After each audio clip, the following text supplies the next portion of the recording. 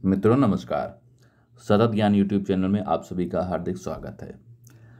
हम लोग टॉपिक कर रहे थे क्रिया, जिसमें हम लोगों ने सकर्मक और अकर्मक क्रिया के बारे में पढ़ लिया। आज हम लोग जो है सकर्मक और अकर्मक पर कुछ मिश्रित उदाहरण देखेंगे। तो चलिए शुरू करते हैं। पहला क्वेश्चन है, बच्चे खिलौने लाए। बच्चे खिलौने लाए। देखिए, बच्चे क्या है? नाम है, संज्ञा हो गई। खिलौने क्या है? नाम है, संज्ञा हो गई। लाए क्या है? क्रिया, संज्ञा। अब बच्चे क्या है? संज्ञा तो है लेकिन ये कर्ता भी है। बच्चे खिलौने लाए, बच्चे लाए। खिलौने क्या है? कर्म, क्योंकि क्रिया का प्रभाव जिस पर पड़ता है वो कर्म होता है। तो खिलौने पर प्रभाव लाए का पड़ रहा है, यानी क्रिया का, इस वजह से ये कर्म है। तो देखिए, वाक्य में प्रयोग की गई क्रिया कौन सी है? सकर्मक। अब आपने ऐसे भी देखा कि कर्म अगर पहचानना हो तो आप क्या क्रिया के साथ प्रश्न करिए क्या का, तो आपको जो उत्तर मिल जाता है वही कर्म होता है। तो क्या लाए? खिलौने लाए। क्या लाए? खिलौने लाए। तो खिलौने क्या है? कर्म है। जिस भी वाक्य में क्रिया के साथ कर्म आता है वह सकर्मक क्रिया होती है। तो बच्चे खिलौने लाए, इस वाक्य में आपने देखा कि क्रिया के साथ कर्म आया है, इस वजह से क्रिया क्या हुई? सकर्मक हुई। अब पूरे वाक्य में आप देखेंगे तो सिर्फ एक ही कर्म का यूज किया गया है, एक ही कर्म का प्रयोग किया गया है, इस वजह से यह एक कर्मक क्रिया हुई। सकर्मक क्रिया है और सकर्मक में भी एक कर्मक क्रिया है। दूसरा उदाहरण देखते हैं, या दूसरा प्रश्न, राधा कढ़ाई करती है। तो राधा क्या है? नाम है। कढ़ाई क्या है? नाम है। तो राधा कर्ता हो गई, राधा के द्वारा की जा रही है। क्या किया जा रहा है? कढ़ाई। क्रिया देखिए, क्या क्रिया करती है? क्या करती है? कढ़ाई। जब क्रिया के साथ क्या लगा करके प्रश्न करते हैं तो जो उत्तर मिलता है वो कर्म होता है। तो क्या करती है? कढ़ाई करती है। तो इस वजह से वाक्य में क्रिया के साथ कर्म आ रहा है। इस वजह से जो क्रिया प्रयोग की गई है, यानी प्रयुक्त क्रिया क्या है? सकर्मक है। और चूंकि एक क्रिया क्रिया के साथ एक कर्म आ रहा है, इस वजह से एक कर्मक क्रिया हो गई। ठीक। तीसरा उदाहरण है, दिन निकल रहा है। दिन निकल रहा है। दिन क्या है? कर्ता है। निकल रहा है क्या? क्रिया है। अब आप प्रश्न करिए क्या लगा करके कि क्या निकल रहा है, तो उत्तर मिलता है आपको दिन। यहाँ दिन क्या है? कर्ता है। जब क्रिया का प्रभाव कर्ता पर हो, कर्म पर ना हो, तो वो क्रिया कैसी होती है? अकर्मक क्रिया होती है। तो यहाँ पर आप देखेंगे कर्म का प्रयोग ही नहीं किया गया है इस वाक्य में, इस वजह से ये क्रिया कैसी हो जाएगी? अकर्मक क्रिया। ठीक। अकर्मक क्रिया क्या होती है? जहां पर कर्म नहीं आता है क्रिया के साथ। अगला उदाहरण हम देखते हैं, मोहन कपड़े धो रहा है।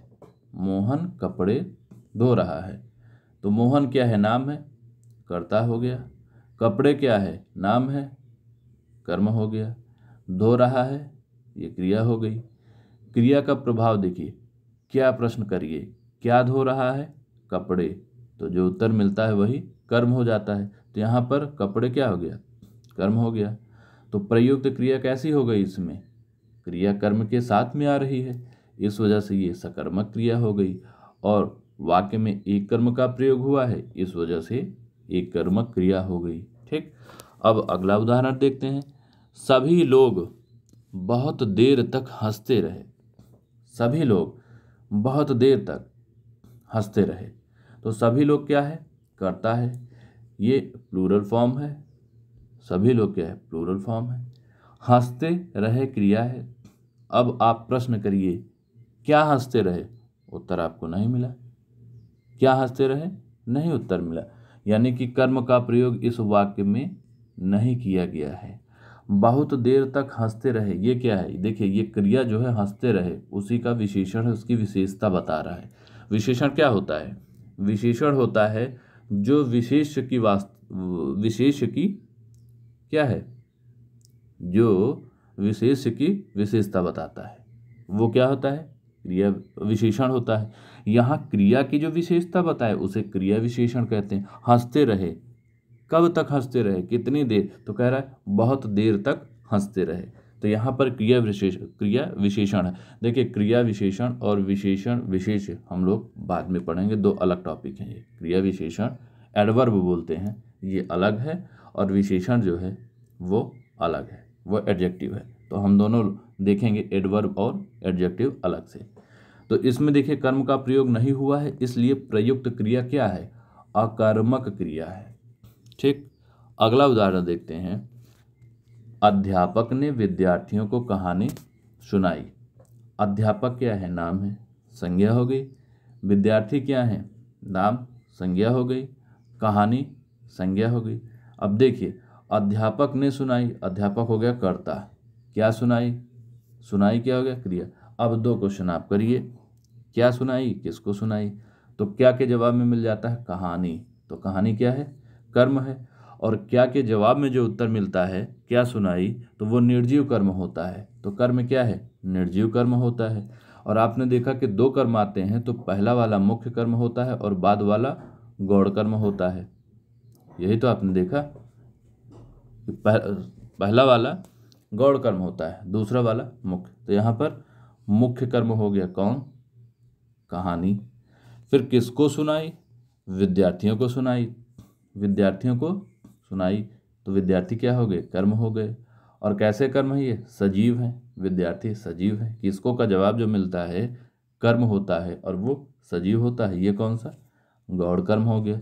तो वाक्य में क्रिया कितनी, देखिए वाक्य में क्रिया जो हुई है प्रयोग, वो कौन सी, द्विकर्मक है। वाक्य में दो कर्म का प्रयोग किया गया है, इस वजह से ये द्विकर्मक क्रिया है। अगला उदाहरण लेते हैं। मजदूर भवन बनाते हैं। मजदूर क्या है, नाम है, भवन नाम है, तो संज्ञा दोनों हो गए।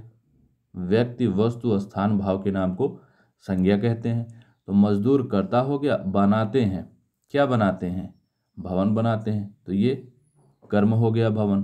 तो इस प्रकार प्रयुक्त क्रिया कौन सी है, ये सकर्मक क्रिया हो गई। आइए अगला उदाहरण देखते हैं।